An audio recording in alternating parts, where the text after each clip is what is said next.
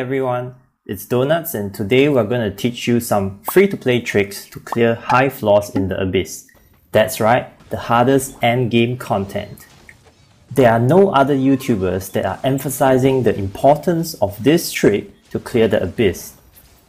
A lot of people will advise you to select the right team and characters for Abyss. But what you are about to see will blow your mind and change the way you play Abyss from now on. So today I just cleared floor 12 in the Spiral Abyss, and this is actually a very low budget account. I can show you my characters and weapons.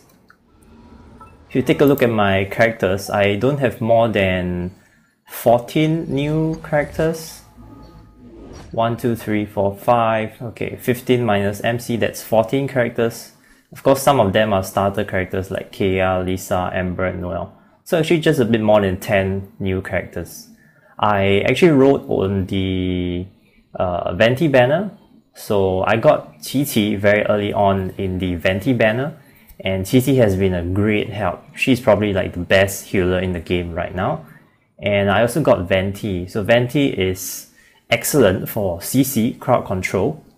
I would say he is the best CC character in the game right now. So in terms of 5-star DPS, I actually have no 5-star DPS. I only have 5-star supports, a 5-star healer and a 5-star crowd controller. All of my DPSs are actually 4-star characters. So let's take a look at the weapons that I have. You see I have 0 5-star weapons. All the weapons I'm using are 4-star. There's actually just about 14 weapons that I have. And 3 of them I got really unlucky. 3 copies of this Favonius Greatsword, which I'm not even using. So actually I only have 7, 8, 9, 10, 11, like 12 different 4-star weapons. 3 of them are actually just the free-to-play craftable 4-star weapons. So not a lot of 4-star weapons that I got from the gacha. Of course, I did pick up the 2 battle passes so far. I actually got Solar Pearl from the first battle pass, and I actually decided to get the Black Sword from the second battle pass now, because this was a key weapon that I wanted to put on a key character to be able to help me clear floor 12. The trick that I actually want to share with you is about preparing before the Abyss starts, or preparing for a certain floor in the Abyss. For example, if I'm actually doing floor 12, where you see there's a pyro damage dealt increased by 75%, what I want to do is I want to bring my strong fire or pyro DPS characters into this floor. So what I actually need to do is make sure that my pyro characters have the right artifacts. So let's take a look at this pyro character. This is Bennett, one of the very S-tier supports at the moment, because he can heal, he can actually, let's take a look at his talents. He can heal you, and then he can actually buff attack for your whole team. So most people actually use him as a support. As you can see here, I actually have the Exile set on him. The artifacts that you can put on Bennett are very flexible for support. You can use like 2-piece Exile, 2-piece Scholar for 40% energy recharge. You can use, for example, like Maiden Beloved set. That is actually for more healing. Alright, you can even use the NO set, Noblesse Oblige, so that when he uses his ultimate, it actually buffs your team's attack for the 4-piece. Okay, but let's say I don't have a lot of pyro characters. I only have Xiangling, Amber, Bennett. I don't have Diluc or Klee. I don't have any of those 5-star characters. So I actually decided I need to convert Bennett to a DPS instead of a support. So the trick that I'm going to tell you now is basically called swapping in the strong artifacts. So let's say my good artifacts were on my other carries, for example on Ningguang or on Chongyin. I have some good gladiator artifacts. But now, because I want to prepare for floor 12, I actually need the good artifacts on Bennett. So I will actually steal artifacts, good artifacts from my other carries, and actually put them on Chongyun. So let's take a look. Let's say for the feather slot, I have a gladiator feather that I'm going to put on him. The flower slot, I want to put this gladiator flower on. And then I'm going to put this plus 20 gladiator sands on him, which has a nice crit rate. Going to put a really god substats gladiator goblet on him with a lot of crit rate, crit damage, elemental mastery. And lastly, for the circlet slot, I'm actually going to put a gladiator circlet on. So of course, these were 5 pieces of gladiator. You only need 4 pieces to get the 35% damage bonus, but it's just easier for me to show a full gladiator set when I'm selecting 5 pieces. That way, if I just want to start to mix and match, if I just take out 1 piece, he's still on a certain 4 set bonus. So I do that for a lot of my supports as well. I put like 5 pieces of +0 instructor on my Kea or Ember. So now, this Bennett, he is actually very decked out. You can see he has 3 of the gladiator artifacts are +20 and 2 of the 4-star gladiator artifacts are +16. He's more or less maxed out and ready to rock. So his attack is really low. Okay, maybe I have not put the correct weapon on him. This is the support weapon which I usually use, which is giving energy recharge. This is just a 3-star Sky Rider sword. So typically I want very high energy recharge on Bennett, such that when he comes out just to cast a bit of fire spells, it's easy for him to charge energy to use his ultimate every 15 seconds. So I'm going to change his weapon to the Black Sword. So the Black Sword is actually reserved for future sword DPS characters I may get, for example Ayaka, which is coming out in Inazuma. So let's switch this. And now Bennett is really ready to rock. He has 1600 attack. If you look at the crit rate and crit damage, is really nice as well. 62% crit rate and 150% crit damage. I also leveled his talents so that he is actually combat ready. I'm not using him just for his ultimate. I can use him to auto attack as well as to cast or spam his first spell. So this is actually preparing for floor 12. Remember, floor 12 is actually giving you a 75 bonus damage to pyro characters. So let's say I am actually done with floor 12, or I'm doing another floor when the Abyss season resets. Let's just look at floor 11. So floor 11 is where cryo damage dealt is increased by 75%, electro damage dealt is increased by 75%. Superconduct, also a very big number. So on this floor, I want my electro and cryo characters to be strong. I don't need my pyro characters to be strong anymore. So what I need to do is I'm going back to Bennett, who is using all the very strong artifacts. I'm just gonna remove all of them so that it's easier later on. Or actually, I will put back the exile artifacts. Here it is. Okay, so switch this.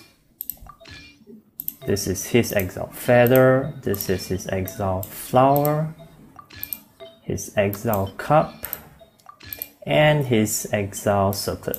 So all these artifacts are really low in levels. They are like +4, +8. Only the feather is +16. And this is good enough for him. For the weapon, I can actually change back to Sky Rider Sword, and maybe I can put the Black Sword on another DPS sword character. But for now, let's not do that. This video is focusing about the artifacts. So, who do I want to make stronger for floor 11? Actually, my Ice Boy, Chongyun. So if we take a look at his stats now, his attack is really high because I have some alternative nice artifact sets for him, which is like Wanderer's Troop for more elemental mastery.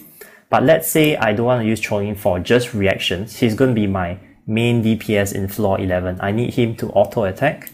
So what I need to do is I actually go to this one, this feather slot. I want to put back the gladiator feather. Okay, the flower is gladiator, that is okay. Crit damage 5%. This one is better because there's crit damage, crit rate, and attack. So I'm going to put this better gladiator flower on him. And this wanderer piece on the sand slot, I'm actually going to put in a really big plus 20 gladiator sands. This one is cryo damage bonus. It will always be here. I will never change this. And for this circlet slot, look at this. This is only a +4 attack main stat, attack percentage main stat. I'm definitely going to put back this plus 20 crit damage circlet. Alright. So now, after changing him to be 4-piece gladiator, we really benefit from the extra 35% normal attack damage. Let's take a look at his stats. His crit rate is 35%, his crit damage is 129. So I can also choose to put like 2-piece berserker, 2-piece gladiator on Chongyin, such that he has a bit more crit rate, or I would say moving towards the 50% crit rate optimal. But don't forget, for cryo characters, having 2 cryo characters on the same team, there's an elemental resonance. So cryo affected enemies that you hit, you actually have a plus 15% crit rate. So that means that for cryo characters, if you have 2 in a team, you can artificially get 50% crit rate as long as the enemy has cryo status on them. So having a 35% crit rate means that you are actually having something like a 50% crit rate. Half the time you'll crit on the cryo affected enemies. So let's take a look at, let's see, where is Fischl? Oh, Fischl is over here. So for Fischl's artifacts, Fischl is also going to contribute a lot of damage on floor 11, where Electro is going to deal 75% more damage. So right now I have 2-piece martial artist set on her. Typically I won't change this because I have very few martial artist pieces to actually mix and match around. She's also using 2-piece berserker. You can see this is a plus 12 flower and this is a plus 0 berserker sense. It's plus 0 because it's just a temporary one I put on her when I was using her for floor 12. So Xiangling was the one that actually stole her berserker sense, or because I wanted Xiangling to become stronger on floor 12. So actually I use Fischl more for domains or open world exploration. If I want to take back the good artifacts from Xiangling, so I just select Xiangling's Sands over here, which actually is plus 16. It has both crit rate and crit damage. And then I can switch. Okay, so now Fischl has much more attack. From a plus 0, it became a plus 16 Berserker Sands. The other one is the flower. Okay, the flower, which is plus 12, it only has 3% crit rate. I can choose Xiangling's Berserker Flower, which has both crit rate and crit damage. So I'm actually switching Berserker pieces, 2 Berserker pieces for another 2 Berserker pieces. But now I'm actually transferring more damage to Fischl instead of on Xiangling. Okay, so if we take a look at Fischl, okay, she has nice crit rate, more than 50%. Her crit damage is about 90%. So now Fischl has become slightly stronger compared to Xiangling, which has a lower crit rate. So if we look at Xiangling, she's actually holding on to some of my Chongyun artifacts. So this is the very good feather piece. I actually want Xiangling to become the person that does reaction damage. So remember this Wanderer feather which I took? I actually can put it back on her.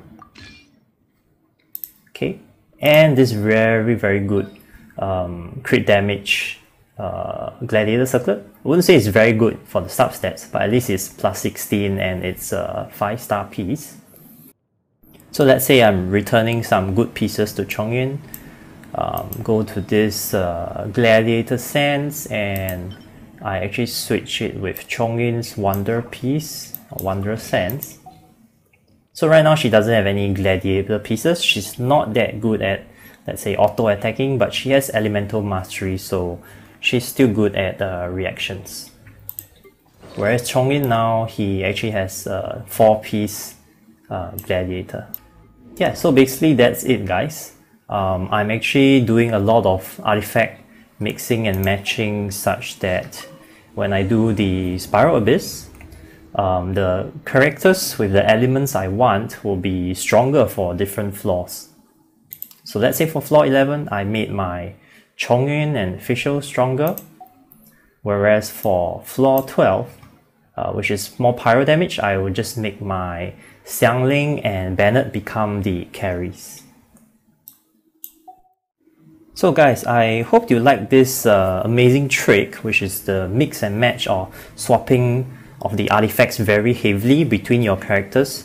This trick will actually help you to clear different floors in the Abyss more efficiently, because basically you are transferring damage from one character to another character.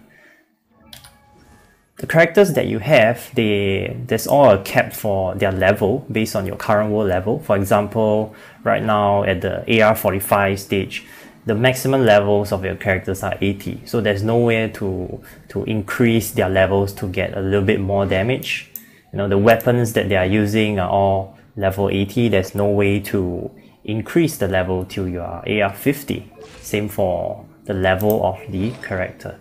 So the only way to actually give yourself a damage boost is to play around with the artifacts. Make sure they are leveled as much as you can, you know, plus 20 for 5-star artifacts, plus 16 for 4-star artifacts. And don't be afraid to just mix and match the different artifacts that you have amongst your damage dealers and supports. This is actually customizing your loadout, or, you know, making sure a character is stronger for different floors in the Abyss. If you actually like this video, don't forget to leave a thumbs up and subscribe for more content like this. Thank you and see you next time.